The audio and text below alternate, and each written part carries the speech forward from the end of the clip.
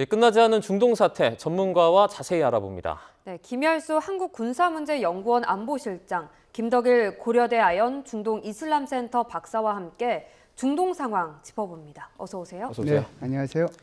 자, 트럼프 미국 대통령이 SNS를 통해 그러니까 이란을 향해서 최후의 통첩성 메시지를 내놨습니다. 지옥문이 열릴 때까지 48시간이 남았다. 그러면 이제 뭐 한 이틀 정도 이제 시간이 뭐 지금부터는 이제 그 시간도 남지 않았지만 그 시간이 지나가게 되면 우리가 생각하는 기름 관련된 시설들 타격할 가능성이 좀 있습니까? 네, 그렇다고 봐야 되겠죠. 지금 트럼프 대통령이 처음에는 48시간 얘기했다가 그다음에 5일 동안 유예해줬다가 다시 10일간 유예해줬잖아요. 네네. 10일 유예해준 것이 미국 시간으로 내일, 그러니까 4월 6일 밤 8시입니다. 우리 한국 시간으로는 4월 7일 낮 9시가 될 텐데요. 네. 그걸 따져보면 이제는 48시간도 안 됐죠. 그러니까 어젯밤에 SNS에 올렸는데 그때 당시에 이제 트럼프 대통령이 뭐라고 얘기를 했냐면은 호르무즈 해협을 개방하지 않으면 이란의 전력시설 그리고 이제 에너지 시설을 본격적으로 타격하겠다고 얘기했거든요. 그래서 현재까지는 미국이 이란을 이렇게 공격을 하면서도 전력시설이나 에너지 시설은 지금 손을 안 대고 있거든요. 네네. 그러니까 교량 정도, 그러니까 사회 인프라에 대해서 공격을 하지만 주로 이제 교량이나 이런 그 비교적 이제 좀 낮은 수준의 이런 것을 사회 인프라에 대해서 공격을 해왔는데 아마 이틀이 채 되지 않으면 제가 볼 때는 정말 이제 트럼프 대통령이 공언했던 것처럼 전력시설하고 에너지 시설을 본격적으로 공격하지 않겠는가라고 봅니다. 그래서 이 전력시설 같은 경우에는 글쎄요, 뭐 이란이 한 100기가와트 정도 생산을 하는데 1년에 우리 한국이 150기가와트 기가와트 정도 생산하니까 우리보다는 좀 작죠. 네. 그런데 이제 여기 테헤란 주변에 이게 동서남북으로 해가지고 주로 이런 전력시설들이 잘 갖춰져 있는데 이것이 대충 2 내지 3기가와트짜리고 복합 발전소라고 그래서 가스하고 그다음에 석유하고 같이 사용하는 발전소이기 때문에 이것은 뭐 굉장히 타격하기가 쉬운 목표거든요. 만일 이런 식으로 타격이 되면 이란도 그대로 가만히 있지 않을 거기 때문에 이란도 동일하게 또다시 이런 중동 국가들의 이런 담수화 시설, 전력 시설, 또 에너지 시설 이렇게 공격하게 되면 이렇게 되면은 정말 우리 세계 경제는 이게 뭐 기름값의 문제가 아니라 정말 경제의 아마겟돈 시대로 접어드는 그렇게 되지 않겠는가라고 보는데 이제 남은 시간이 얼마 안 남았지만 그 사이에 미국과 이란 사이에 좋은 결과를 도출하는 그런 협상이 한 번이라도 이렇게 진행이 되었으면 좋겠다는 생각을 가지고 있습니다. 네. 네. 그런데 이러한 트럼프의 최후 통첩이 지금 통하지 않고 있습니다. 이란도 물러서지 않고 있는데요. 오히려 지옥문은 트럼프에게 열릴 것이다. 이렇게 역으로 공격을 했어요. 만약에 물밑으로라도 지금 계속 네. 접촉을 하면서 뭐 협상이 있다면은 그것을 위한 그 전에 사전에 어떤 기싸움이라고 볼 수 있겠죠. 만약에 그렇지 않을 경우에는 정말 최악의 사태가 열릴 수도 있을 것 같습니다.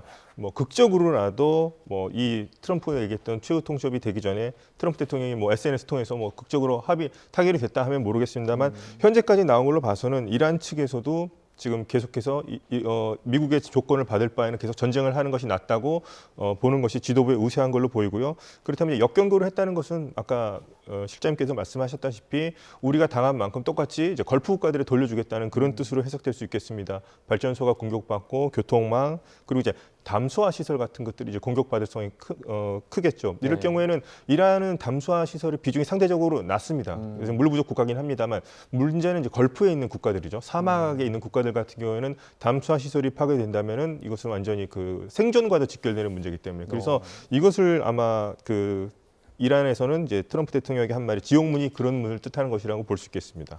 자, 지금 이란에 격추돼서 실종이 된 F-15 미군 전투기 조종사 한 명의 그 신병 확보를 두고 미국과 이란이 양보 없는 지금 수색 작전을 펼치고 있습니다. 아무래도 이 전쟁이라는 게 어쨌든 사기에 영향을 많이 미칠 수 있는 그런 부분일 것 같은데 이란이 지금 만약에 신병을 확보하게 되면 미국 측에서는 뼈아픈 어떤 그런 부분이 될 수도 있을 것 같아요. 당연히 그렇죠. 지금 사실상 공습만으로 지금 35일 동안 미국과 이스라엘이 이란을 공격하고 있지 않습니까? 네. 그런데 이제 안타깝게도 두 대의 이런 전투기가 좀 이렇게 추락을 한 것 같습니다. 한 대는 F-15 전투기인데요. 네. 이것은 이제 복자 전투기로서 조종사와 부조종사 2명이 타고요. A-10기 전투기는 이제 1명이 탑니다. 그래서 A-10 전투기에 탔던 조종사는 구출이 됐고 그리고 이제 F-15 전투기에 탔던 조종사 2명 중에서 1명은 구출이 됐는데 1명은 지금 구출이 안 된 그런 상태입니다. 그래서 네. 미국은 여기에 대해서 이제 태스크포스를 구성을 했죠. 전투수색 및 구조단이라고 해서. 그래서 이제 구조 전담팀이 들어갔고요. 그리고 이제 이 구조 전담팀을 실어 나를 수 있는 항공 전력, 주로 이제 헬기들이 될 텐데 그게 들어가고 그리고 이제 엄호를 해야 됩니다. 이 구조 전담팀이 구조를 할 수 있도록 그 엄호하는 것은 결국은 이제 전투기들이 이제 하늘에서 엄호를 해야 되고요. 이 전체적으로 전부 다 이제 지휘 및 통제를 해야 되는데 그러려고 하면은 이제 공중에서 조기경보 통제기가 있어야 되거든요. 네. 사실상 1명을 구조해야 되지만 그 1명을 구조하는 데는 어마어마한 이런 전력들이 또다시 투입이 된다는 것을 이제 말씀을 드리고요. 그럼 조종사는 어떻게 이제 연락이 되느냐 하면은 조종사는 적한테 노출되지 않는 GPS 발신기가 따로 있습니다. 그래서 이것은 계속해서 신호를 보내면 그 신호를 잡아가지고 이제 그쪽으로 들어가서 구조를 하게 되거든요. 그런데 이제 이와 관련해서 이제 역사적인 사례가 있는데 어찌됐든 뭐 이것들을 보면 만일에 이제 이걸 구조를 하면 예를 들어서 미국의 이제 사기가 굉장히 높아질 거고 미군들도 이제 굉장히 사기가 아마 높아질 겁니다. 그런데 만일에 이제 이란에서 먼저 이 팀을 이 조종사를 이렇게 생포를 해서 데리고 가면 이게 생포해서 데리고 가는 것으로 끝나는 것이 아니고 그 인원들을 갖다가 텔레비전에 출연을 시킬 거거든요. 그러니까 심리전, 선전전으로 이제 많이 사용을 하게 될 텐데 그렇게 하게 되면 이제 고문 같은 거를 통해 가지고 이 전쟁이 잘못됐고 자기는 뭐 안 하려고 했는데 했다든지 이런 식으로 이제 계속 얘기하게 되면 이란군한테는 사기를 올리게 될 거고 미국의 여론은 급격하게 아주 나빠지게 될 그런 가능성이 있습니다. 그렇기 때문에 이 떨어진 전투 조종사 1명을 서로 이제 한쪽은 구하려고 하고 한쪽은 자기네들이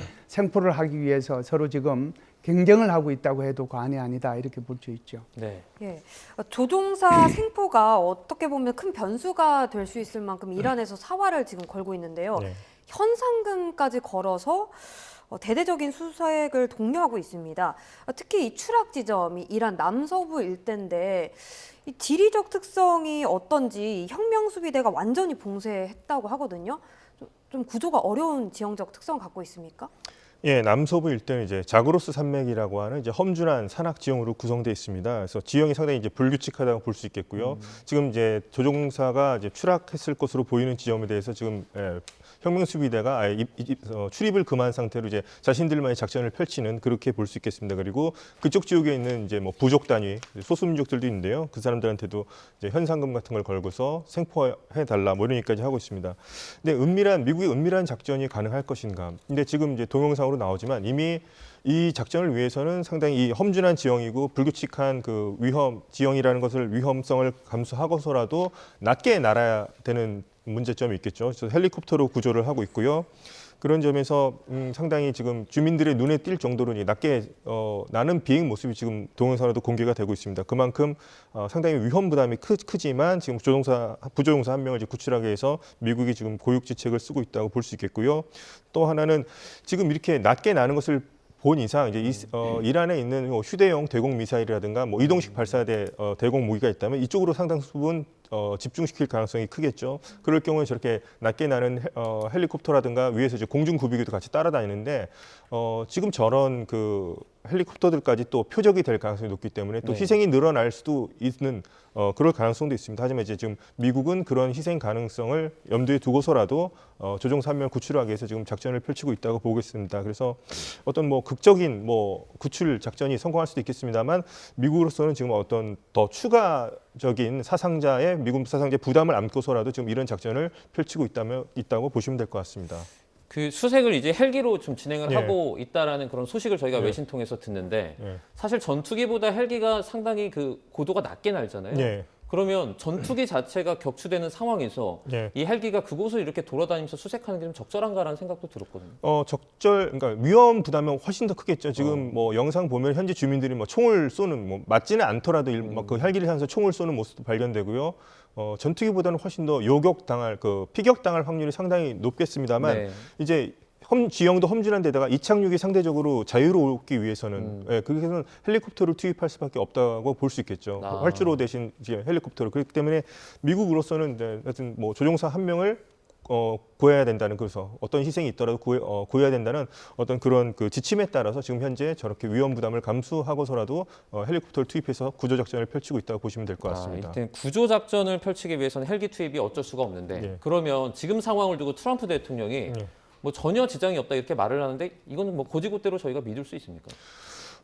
협상에는 뭐 미치지 않을 것이고 이것은 뭐 전쟁이라고까지 얘기하면서 일단 선을 긋는 모습을 보여줬습니다. 그래서 트럼프 대통령을 비롯해서 많은 지금 뭐 미군 관계자들은 계속 보고를 받을 거고요. 엄청나게 뭐 민감한 사안이 분명합니다만 뭐 그것을 지금 이란과 최후 통첩을 시한을 제시했고 지금 협상이 되고 있지는 않지만 그런 국면을 앞둔 상황에서 이 문제를 트럼프 대통령이 직접 언급하면서 이렇게 민감한 모습을 보일수록 그것은 이제 이란에게 어떻게 보면 또 주도권을 내줄 수도 있다고 생각하기 때문에 그 부분에 대해서는 일부러 언급하지 않는 것으로 볼 수 있겠습니다. 자, 지금 미국과 이스라엘은 그 이란의 미사일 시설 뭐 3분의 2를 무력화했다 이렇게 자신을 하고 있지만 사실 또 미 정보 당국의 분석은 조금 다릅니다. 이란이 그러니까 공습을 당하고 나서 몇 시간 만에 어떤 그 시설들을 복구할 만한 능력을 가지고 있다라고 좀 분석을 내놓고 있거든요. 좀 어떻게 보면 바라보는 그런 시선이 좀 다른 것 같아요. 네, 우선 그 앞부분에 대한 것부터 좀 말씀을 드리고 네네. 지금 질문하신 거 좀 대답을 하도록 하겠습니다. 네. 이게 이제 제가 가장 그 부러워하는 그 미군의 정신 중에 하나가 바로 지금 조종사 구출과 관련된 건데요. 이거 베트남 전 때도 그랬습니다. 베트남 전 때도 이렇게 이제 포로로 잡혀 있거나 포로로 될 가능성이 있는 경우에는 헬기 부대 보고 가라고 그러거든요. 네네. 헬기 조종사들은 죽는 줄 압니다. 그런데도 가요. 그래서 절대로 적한테 잡히지 않도록 하겠다라고 하는 것이 기본 정신이 있는 거고요. 그래서 지금도 이제 북한에 있는 유해 발굴에 대해서 이제 미국이 관심 가지고 있는 이유도 끝까지 단 한 명이라도 이제 남의 땅에 남겨두지 않겠다. 반드시 고국으로 데려가겠다는 그런 정신이 있는 거거든요. 그래서 그런 차원에서 하고 있다는 거고요. 사례를 하나 좀 말씀을 드리는 것이 오히려 이해하는 데 도움이 좀 될 것 같습니다. 1995년도 상황인데요. 근데 이제 1990년대에 소위 말하는 이제 탈냉전이 되면서 발칸반도 같은 경우는 전부 다 그때 당시에 공화국들이 전부 다 독립하려고 했어요. 그래서 발칸반도가 7개 공화국으로 찢어지는 가운데에서 굉장히 내전들이 많이 일어났거든요. 그 중에 하나가 이제 보스니아 내전인데 보스니아 헤르체고비나 전에 이게 이제 미국이 투입이 됐단 말이죠. 그 중에 이제 한 명이 스콧 오 그레이드라고 하는 대위인데 이게 이제 미군 조종사입니다. 이 친구가 F-16 조종사였는데 세르비아의 SA-6 그 지대공 미사일에 의해서 격추가 됐습니다. 네네. 그런데 이 친구가 6일 동안 그러니까 6일 동안 자기 혼자서 개미도 잡아먹고 풀도 뜯어먹고 그냥 밖에 있는 과일 먹고 해가지고 가서 결국 미국이 이 친구를 이제 송환해서 데리고 갔습니다. 네. 그러다 보니까 이제 그때 당시에 클린턴 행정부로서는 굉장히 좀 곤혹스러운 처지였는데 이것 때문에 오히려 굉장히 클린턴 정부를 이렇게 지지하고 군의 사이가 굉장히 높았던 사례가 있었다라고 하는 것을 말씀을 드리고요.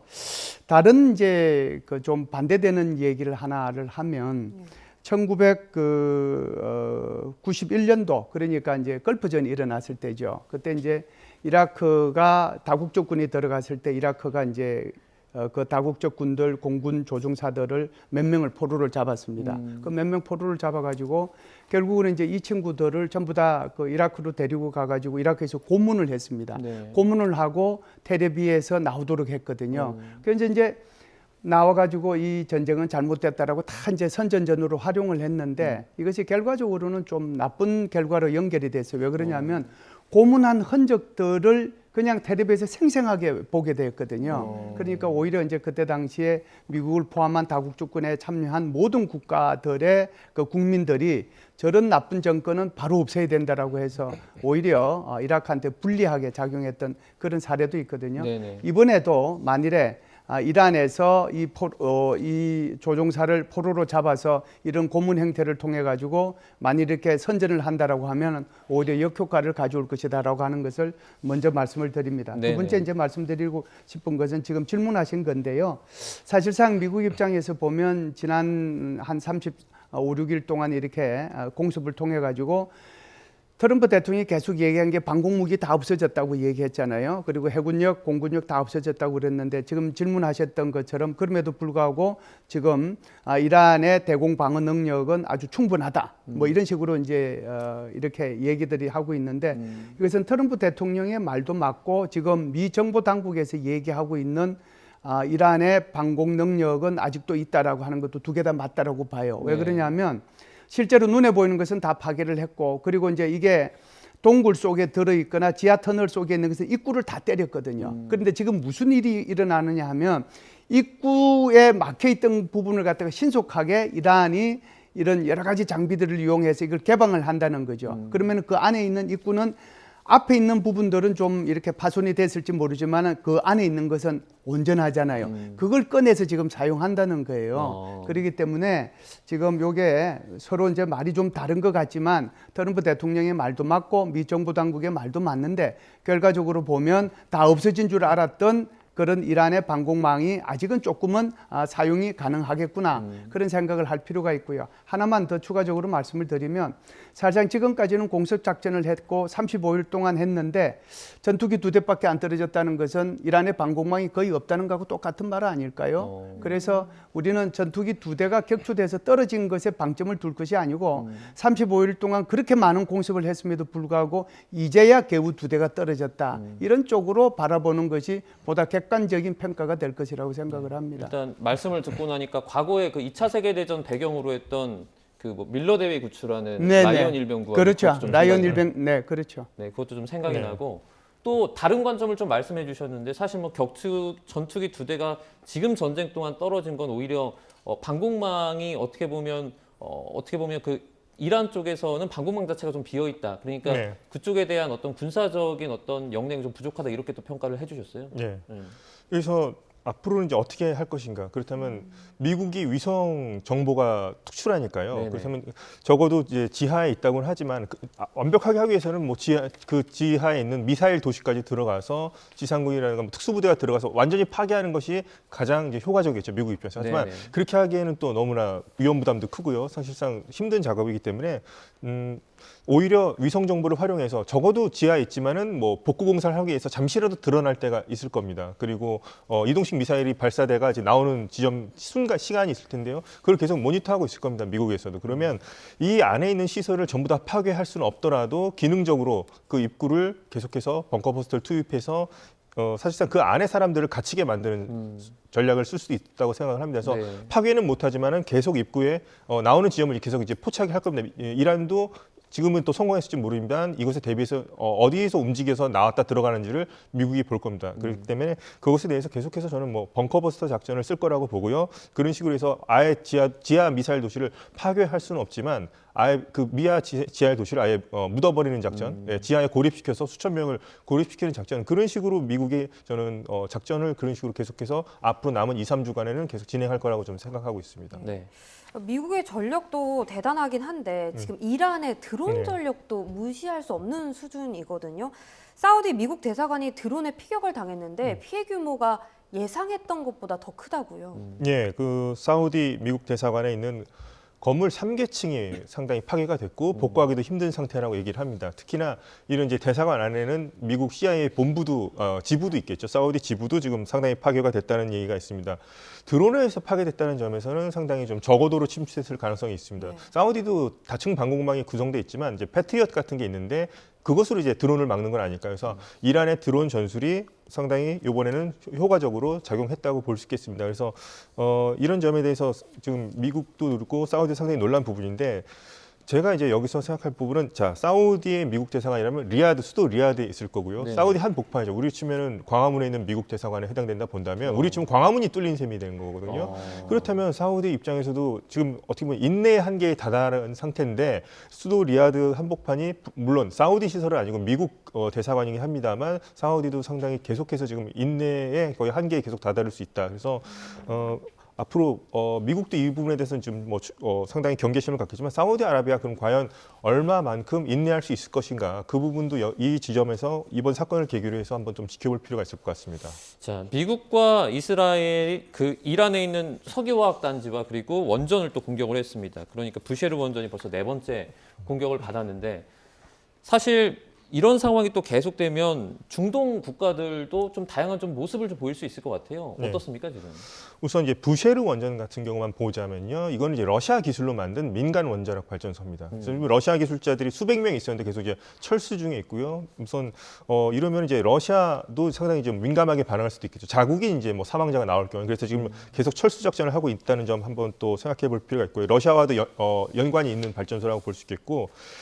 문제가 된 이제 중동 국가들이 처음에 생각하는 것은 만약에 여기서 사고를 일어서 방사능이 노출될 경우에는 이 페르시아만이 오염이 되겠죠. 네네. 아까 말씀드렸다시피 걸프 국가들은 사막이기 때문에 이러한 바닷물을 정제해서 그러니까 민물로 만드는 담수화 시설에 의존하고 있는데 방사능 오염이 나올 경우에는 상당히 이제 식수 공급에도 문제가 생길 겁니다. 그 부분은 상당히 우려할 수 있겠고요. 그다음에 원전을 계속 타격하고 이제 트럼프 대통령이 최후 통첩 이후에는 발전소 시설을 타격한다고 했는데 그렇다면 이란도 발전소를 노릴 겁니다. 그래서 제가 가장 염려됐던 게 우리나라가 아랍에미리트 바라카 원전 발전소 있습니다. 우리 네네. 기술로 만든. 그래서 거기도 아마도 이제 타깃이 되지 않을까 상당히 염려할 수밖에 없는 부분이 되겠죠.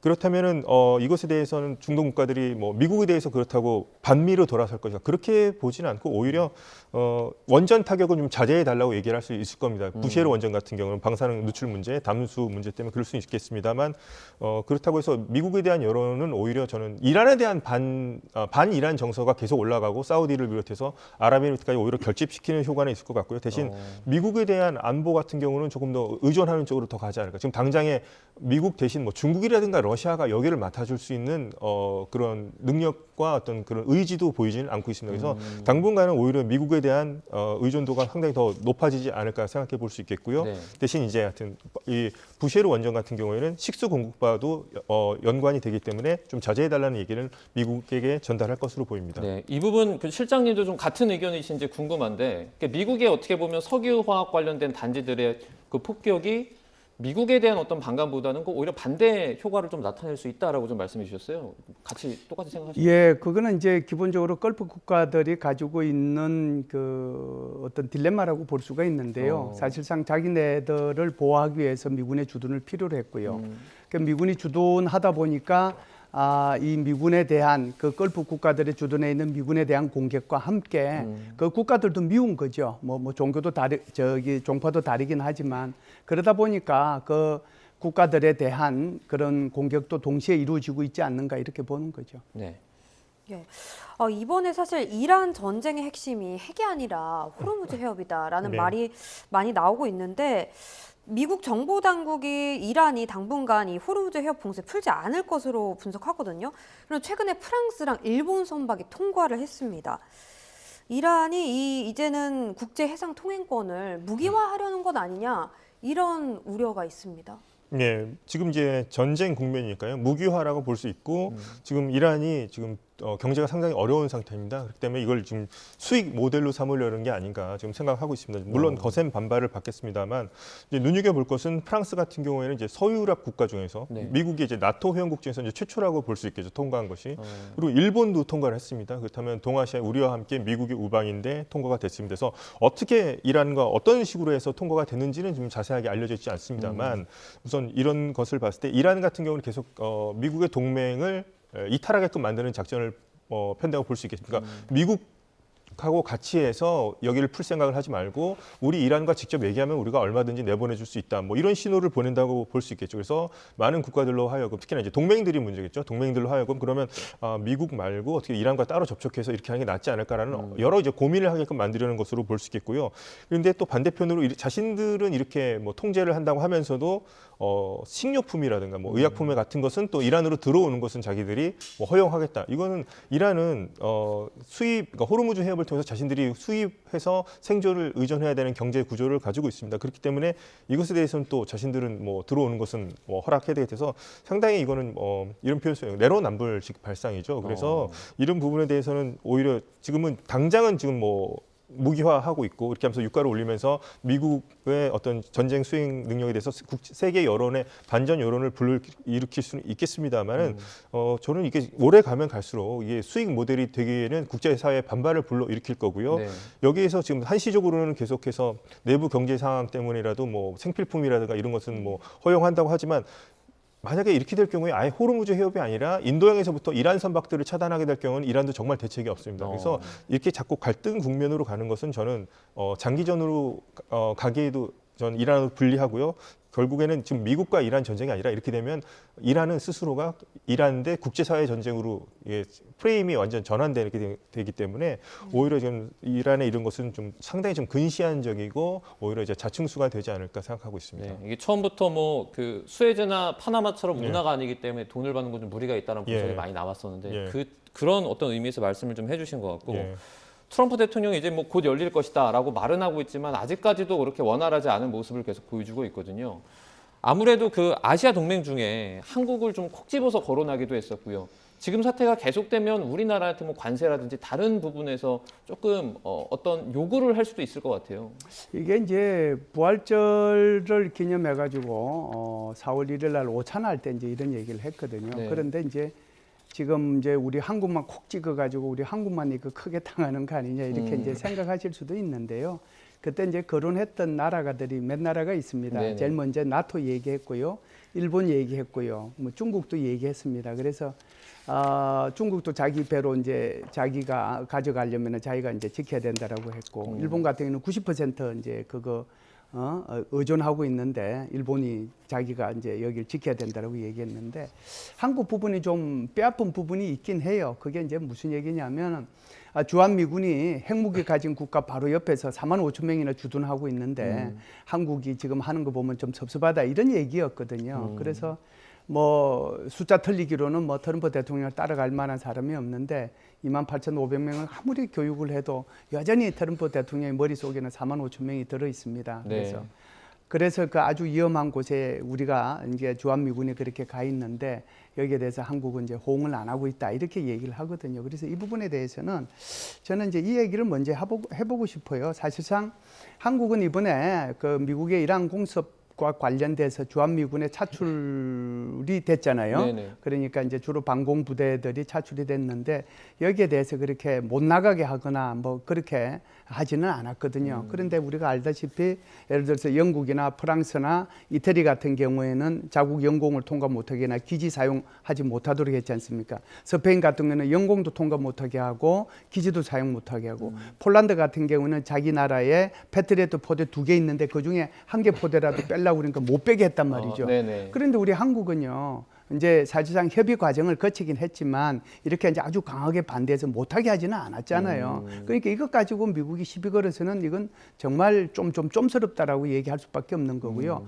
두 번째는 이게 아니라고 하더라도 지금 한국과 미국 사이에는 동맹의 현대화라고 하는 큰 과제가 있어서 그걸 가지고 어떻게 우리의 동맹을 더 현대화할 것인가 다양한 부분에서 논의가 진행이 되고 있고요. 특히 이제 미국이 2월 달에 발표한 국가 군사 전략, 내셔널 디펜스 스트래티지 거기에 의하면은 이 한반도에서 재래식 위협에 대한 주 책임, 그러니까 주 책임이에요. 주 책임은 한국이 지고 미국은 이제 보조적인 역할을 하겠다라고 명시를 해놨거든요. 네. 이것이 동맹이 현대하고 같이 물려가지고 어차피 지금 한미 동맹 문제는 이게 이제 큰 틀 속에서 이렇게 조정이 될 가능성이 있습니다. 그게 첫 번째고요.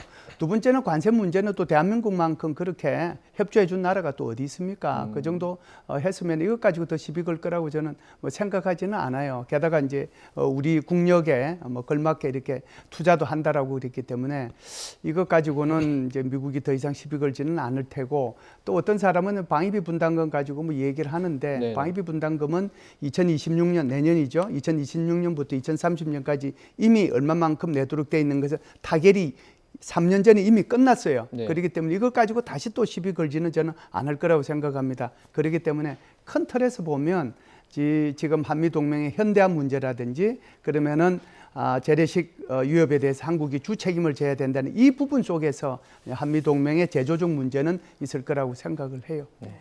또 가장 궁금한 부분이 휴전 협상이 어떻게 돼가고 있는가인데 여전히 지지부진합니다. 서로의 입장차가 너무 커서 평행선을 달리고 있는데 특히 이 협상을 조율하던 이란의 온건파 인사들이 공격을 받았다고 합니다. 잘 이해가 가지 않는 부분인데 의도적으로 미국이 공격을 한 걸까요?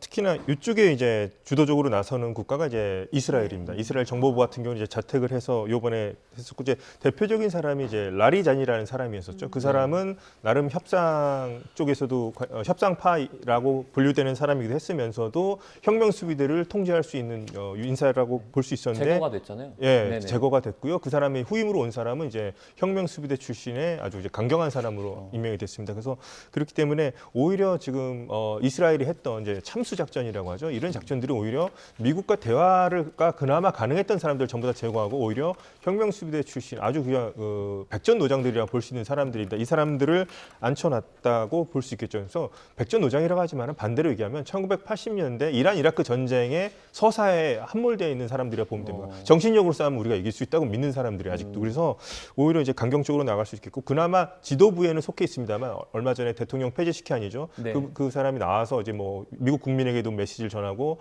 뭐 휴전해야 된다, 뭐 종전해야 된다, 이런 뭐 메시지를 전했습니다만 이런 사람들은 상당 부분 지금 실제로는 혁명 수비대에 의해서 고립되어 있고 지금 뭐 상당 자신에게 보고도 전달받지 못하는 상황이라고 하니까요. 그런 점에서 지금 협상 상대자가 지금 마땅히 있지 않다고 볼 수 있겠습니다. 오히려 이제 미국이 낙점했다는 사람이 이제 국회의장의 갈리바프라는 사람인데 네네. 이 사람은 오히려 지금 훨씬 더 강경한 얘기를 하고 있고요. 미국을 이제 조롱하는 듯한 얘기까지 하고 있죠. 그래서 아직까지는 특별한 협상 상대가 좀 두드러 보이지도 않고 뭐 이란으로서는 협상에 나갈 의지도 보이지 않고는 있습니다. 그래서 시간이 좀 있기 때문에 어떻게 뭐 극적인 타결이 있을 수도 있겠습니다만 현재로서는 딱히 뭐 미국과 적극적으로 협상에 나설 사람이 없어 보이고 이란 내 지금 지도부의 분위기가 협상을 하자고 하면 그러니까 배신자로 낙인이 찍히는 분위기라고 좀 보시면 될 것 같습니다.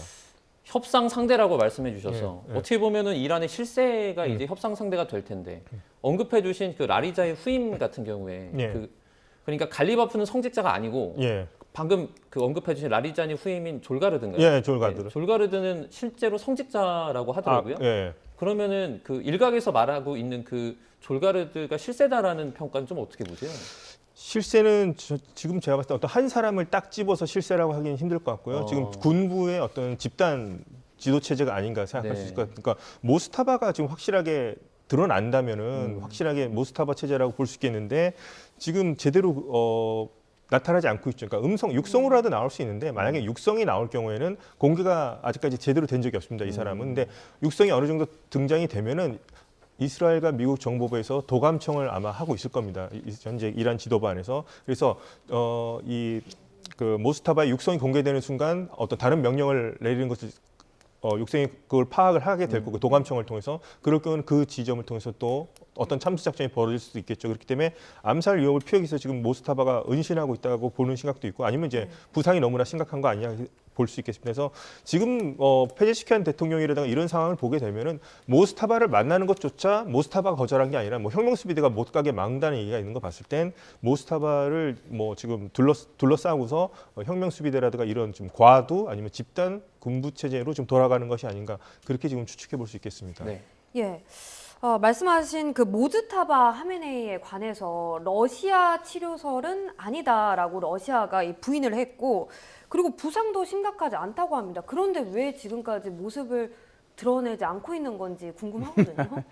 그게 아마 이제 주 이란 러시아 대사가 얘기한 게 아마 그 속에서 답이 있을지 모르겠는데 하여간 뭐 러시아 있지 않고 이란에 있다라고 얘기를 했잖아요. 네. 그런데 어떤 이유에서든지 모르지만 아직은 나타날 그런 것은 안 된다라고 얘기하는 거잖아요. 그럼 어떤 이유라는 게 뭐겠어요? 죽었거나 그러면은 크게 부상을 당했거나 그렇지 않으면은 신변에 위협이 있어서 오히려 그냥 지금 숨어 있거나 이 세 가지 중이잖아요. 그래서 주 이란 러시아 대사가 오히려 해명을 한다고 했는데 오히려 더 이제 그 의구심만 더 키운 결과가 되는데요.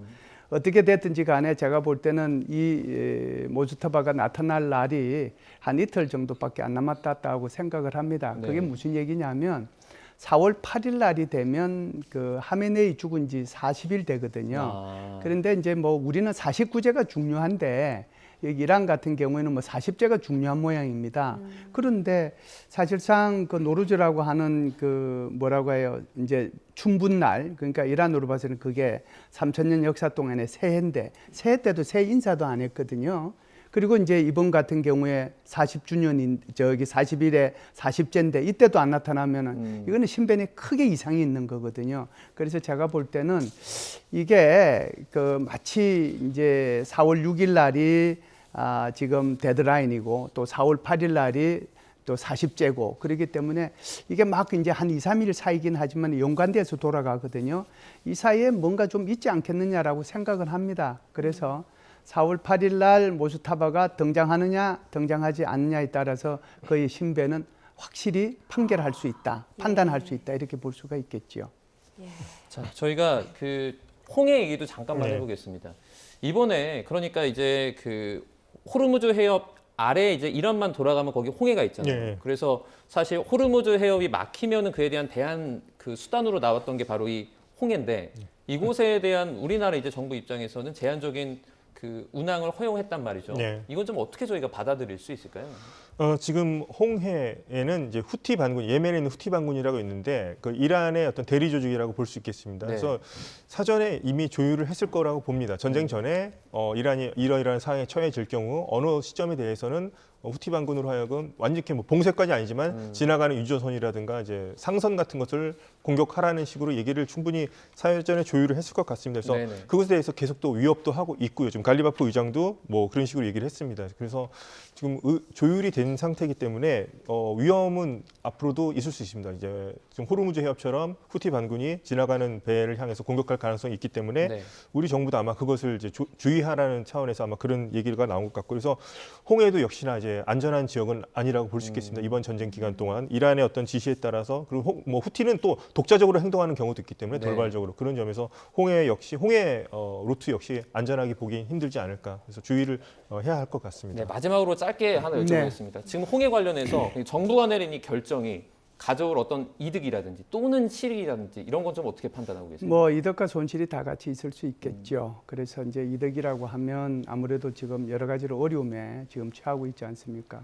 호르무즈를 통해 가지고 올 수 있는 이제 유조선이 못 오게 되니까요. 그런데 홍해를 통해서 이것이 들어오면 아무래도 좀 숨통이 틀 수 있겠죠. 네네. 그러나 여전히 이제 이 홍해 문제는 지금 이란의 저기 외교부 장관인가요? 그 사람이 얘기한 것처럼 이게 자칫 잘못하면 또 막힐 수도 있는 거기 때문에 이게 자칫 잘못하면 또 선원들한테 피해가 갈 수도 있는 거거든요. 그래서 선별적으로 이렇게 통과시켜 주겠다라고 하는 거기 때문에 여기는 또 우리 청해 부대가 있습니다. 청해 부대가 아마 이를 잘 호송할 거라고 생각하고요. 마지막으로 오늘 부활절인데요. 네. 조금 희망 섞인 말 한마디만 하고 제 얘기를 예, 끝내겠습니다.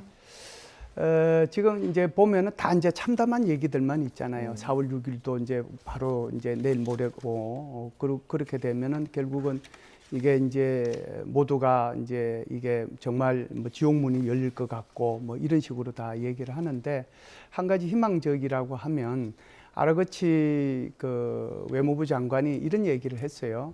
파키스탄을 통한 중재회담에 대해서 우리가 반대하고 있거나 문이 닫혀 있는 건 아니다. 여기에 희망을 걸고 오늘 부활절을 보냈으면 좋겠습니다. 네, 알겠습니다. 뭐 조금 전에 또 그 하메네이 40주 그 40일? 그렇죠. 네, 그건 네, 그것도 내일이죠. 4월 8일. 4월 8일이에요. 네네. 예, 그것도 저희가 한번 지켜보도록 네네. 하겠습니다. 예. 네, 중동 정세 자세하게 좀 짚어봤습니다. 김열수 한국군사문제연구원 안보실장, 김덕일 고려대 아연 중동 이슬람센터 박사와 함께 저희 자세하게 중동 사태 알아봤습니다. 오늘 고맙습니다. 고맙습니다.